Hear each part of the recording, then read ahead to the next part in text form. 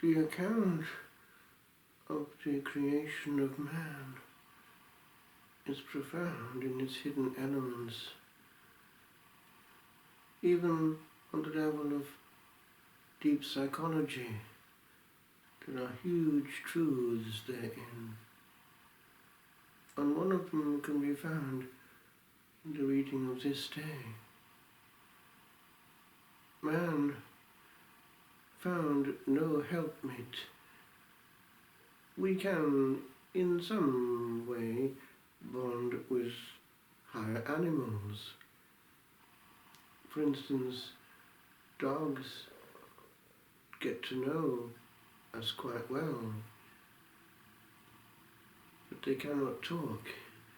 They can express themselves in other ways.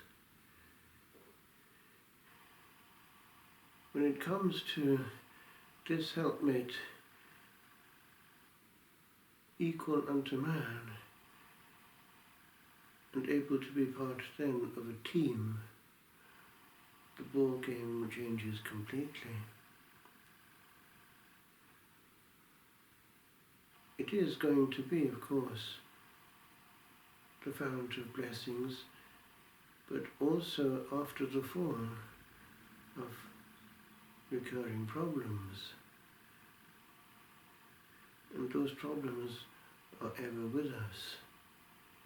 Indeed, in our day, they are getting more complex.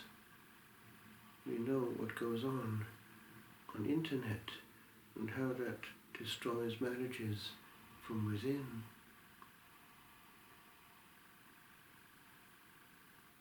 But even without that,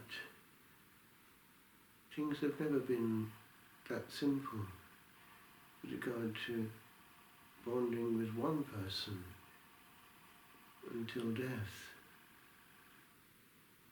It's not that different actually from an enclosed monastery where people are always with each other. Certain dynamics reappear in each case.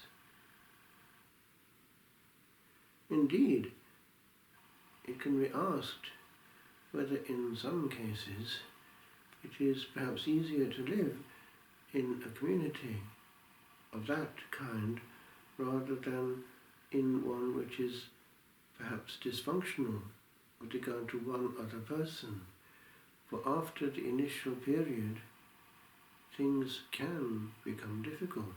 We know too well. And if one looks around, and especially if one scratches a little bit and gets below the surface, one finds that a very high proportion of marriages are, in their hidden dynamics, not entirely functional. Indeed, one can see that tendentially the marriages that do work are those who, rather as in a good monastic community, are based on loving well the Lord of life together. So too there, when a team is set up by the Lord himself, a domestic church to work for him, and from the beginning has been orientated in that dynamic, there is a major risk of success. For the Lord is Lord of that. On the contrary, two individuals looking for themselves in the other, gratifying themselves and using the other for their own pleasure or service, are doomed to unhappiness. And that unhappiness then leads to unpleasantness. For to make a marriage work, or any human relationship of depth, there has to be fundamentally self-effacing and handing over of the will. A sacrifice, therefore. Asking always, how can I help? What does the person need? Two self-seekers in a relationship are condemned to misery.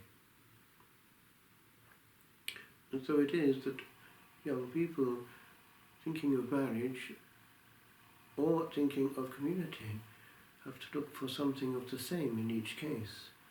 Where can Jesus be loved? Can we together work for Jesus? But even pious couples can have serious difficulties, for the human dynamics are always there. It's just that in the case of the marriage based entirely on Jesus, there is another present and operative far more. And if a couple, as in a community, prays sincerely together, that other one is in the midst, and he can be heard together. There is nothing more beautiful than either a community in close harmony or a marriage in that harmony, creating joy out of nothing and working peacefully and serenely for the good and the glory. Alas, we only have one chance with regard to marriage, as in successful vocation, and it can be messed up and botched completely by little things going completely awry. It helps if the Lord at the beginning is at the source of life choices, and that He is the one who makes them. Too many life choices are made too quickly.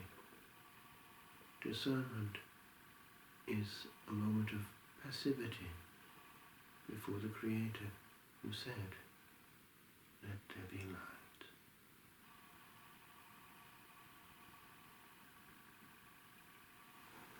Holy God,